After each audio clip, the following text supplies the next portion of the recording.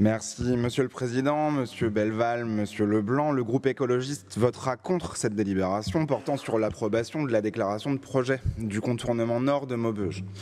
Notre groupe a déposé une contribution à l'enquête publique en juillet, détaillant les raisons de notre opposition à ce projet routier qui favorise l'étalement urbain et la périurbanisation.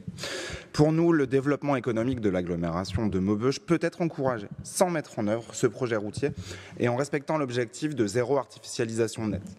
Les 120 millions d'euros hors taxes que coûte ce projet seraient ainsi mieux investis pour financer des aménagements de sécurisation, permettant de diminuer la vitesse, mais aussi requalifier l'espace public, notamment sur la RN 49 avenue Jean Jaurès.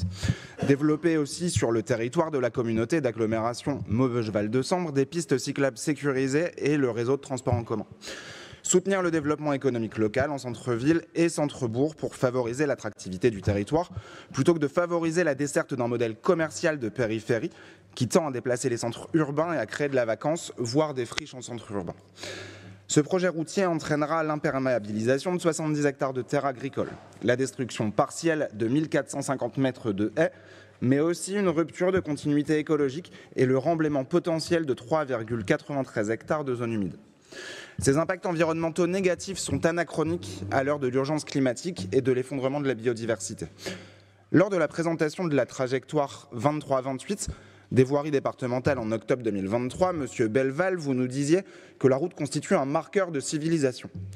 À ce titre, la lecture de l'évaluation socio-économique du projet de contournement de Maubeuge est éclairante. D'après cette étude, le contournement doit permettre un gain de temps de parcours de 10 minutes en moyenne aux heures de pointe.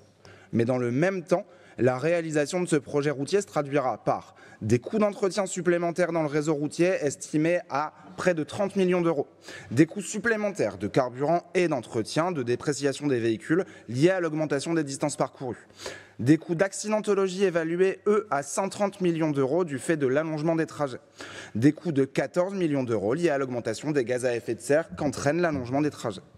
Cette étude conclut que le bilan du projet deviendrait positif en 2062, soit 30 ans après sa mise en service. Un bilan positif du projet qui apparaît donc timide et lointain, contrairement aux impacts négatifs, eux, dès la première phase de chantier du projet. Monsieur Belval, c'est bien un choix de civilisation que vous nous proposez, mais un choix qui augmente tous les coûts humains et financiers et tous les impacts environnementaux dans le seul but de gagner 10 minutes de temps de trajet est un mauvais choix. Je vous remercie.